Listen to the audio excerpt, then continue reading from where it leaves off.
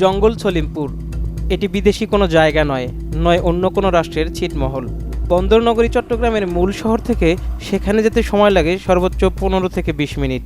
তবু চাইলেই সেখানে আপনি কিংবা আমি সাধারণত কেউ প্রবেশ করতে পারি না, কারণ সেখানে ঢুকতে লাগে বিশেষ পরিচয়পত্র। এ যেন দেশের ভিতরেই আরেক দেশ। চট্টগ্রামের সীতাকুণ্ড উপজেলার একটি ইউনিয়ন জঙ্গল সলিমপুর। নগরের বায়েজিদ বোস্তামি এলাকা থেকে প্রায় 2 কিলোমিটার পশ্চিমে 3100 একর জায়গা জুড়ে এর অবস্থান।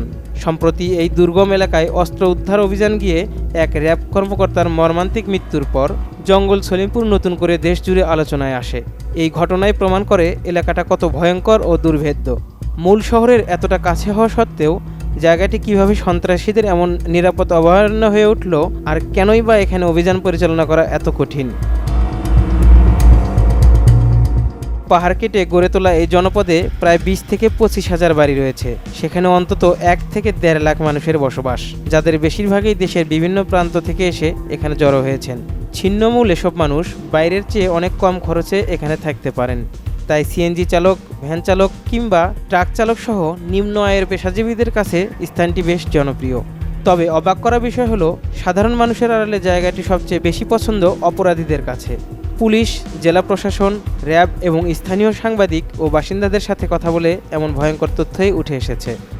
ভালো হয়েছে আজকে রবিবার এই অপরাধ করছে। জঙ্গল সলিমপুরের ভৌগোলিক অবস্থানই এর সবচেয়ে বড় সুরক্ষা ঢাল। দুই পাশে উঁচু পাহাড় আর মাঝখান দিয়ে চলে গেছে একটি সরু রাস্তা। এখানকার বাসিন্দাদের এলাকার প্রবেশের জন্য রয়েছে আলাদা পরিচয়পত্র। এটি ছাড়া কোনো বহিরাগত সেখানে ঢুকতে পারে না। আর পুরো এলাকার পাহারায় ঢাল হয়ে দাঁড়িয়ে থাকে সশস্ত্র সন্ত্রাসীরা। এলাকাটি বর্ণনা করতে গিয়ে স্থানীয় সাংবাদিক বলেন, এটি বাংলাদেশের অংশ হলেও আচরণে যেন পুরোপুরি একটি স্বায়ত্তশাসিত অঞ্চল। জঙ্গল সলিমপুর ছাড়াও এখানকার আরও দুটি নাম বেশ পরিচিত, আলীনগর ও নবীনগর। আলীনগর থেকে জঙ্গল সলিমপুরের দূরত্ব মাত্র 3 কিলোমিটার। স্থানীয়দের মতে সলিমপুরের কাছাকাছি যাওয়া গেলেও আলীনগর ও নবীনগরে প্রবেশ করা এখনও দুঃসাধ্য ব্যাপার।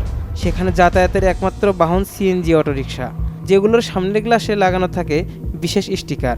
নির্দিষ্ট স্টিকার ছাড়া কোনো যানবাহন সেখানে প্রবেশ করতে পারে না। এই অঞ্চলে প্রকাশ্যে কোনো রাজনৈতিক দলের কার্যক্রম নেই, তবে পুরো এলাকাটি নিয়ন্ত্রণ করে বিভিন্ন সন্ত্রাসী গ্রুপ, যার মধ্যে ইয়াসিন গ্রুপ ও রোকন গ্রুপ অন্যতম। গত জানুয়ারিতে র্যাবের আভিযানিক দলের ওপর নির্মম হামলাটি চালিয়েছিল এই ইয়াসিন গ্রুপের লোকজনই। দুর্গম ভৌগোলিক অবস্থান, ছিন্নমূল মানুষের মানবঢাল আর সশস্ত্র সন্ত্রাসী গ্রুপের অবাধ বিচরণ সব মিলিয়ে এলাকাটি অপরাধীদের এক দুর্ভেদ্য ও নিরাপদ আস্তানায় পরিণত হয়েছে। দেশজুড়ে যখন জঙ্গল সলিমপুর নিয়ে আলোচনা সমালোচনার তুঙ্গে, ঠিক তখনই নবনির্বাচিত বিএনপি সরকারের নির্দেশে সেখানে বৃহৎ পরিসরে সাঁড়াশি অভিযান শুরু করে যৌথ বাহিনী। অবশ্য বিগত আওয়ামী লীগ সরকারের আমলেও এলাকাটি উদ্ধারের চেষ্টা করা হয়েছিল, কখনো ক্ষমতা প্রয়োগ করে, আবার কখনো বিভিন্ন উন্নয়ন প্রকল্প বাস্তবায়ন করে। কিন্তু অপরাধীদের সশস্ত্র হামলা আর সাধারণ মানুষের মানবঢালের মুখে তখন কোনো কৌশলই কাজে আসেনি। জানা যায় 90-এর দশকে বন বিভাগের 3য় শ্রেণীর কর্মচারী আলী আক্কাস জঙ্গল সলিমপুরে পাহাড় কেটে অবৈধ বসতি স্থাপন শুরু করেন। এরপর তিনিই গড়ে তোলেন নিজস্ব এক সশস্ত্র বাহিনী।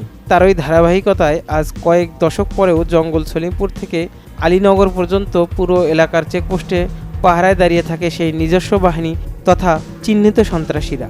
যদি কেউ তাদের উচ্ছেদের উদ্যোগ নেয়, তবে তারা পাহাড়ের উপর থেকে পাথর ছড়ে, ককটেল নিক্ষেপ করে এবং আড়াল থেকে বৃষ্টির মতো গুলি চালায়। এখানে উচ্ছেদ অভিযান পরিচালনার সাথে সবচেয়ে বড় বাধা হলো মানবঢাল।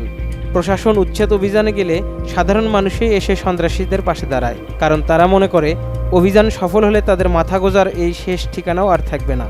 দীর্ঘদিন ধরে সরকারের এই এলাকার পুনর্নিয়ন্ত্রণ নিতে না পারার পেছনে রাজনৈতিক ছত্রছায়াও বড় ভূমিকা রেখেছে বলে মনে করেন বিশ্লেষকরা। কারণ জঙ্গল সলিমপুর মানেই অন্তত 20,000 মানুষের এক বিশাল ভোট ব্যাংক, আর এই ভোট ব্যাংক কোনো দলই সহজে হারাতে চায় না। তাই এখন দেখার বিষয়, প্রশাসন ও বর্তমান সরকার কি এই কঠোর অভিযানের মাধ্যমে অঞ্চলটিকে সবার জন্য নিরাপদ করতে পারবে, নাকি অতীতের মতো কোনো অজানা সমীকরণে জঙ্গল সলিমপুর আবারও সন্ত্রাসীদের অভয়ারণ্য হিসেবে থেকে যাবে। হোসাইন আশু, চ্যানেল 24।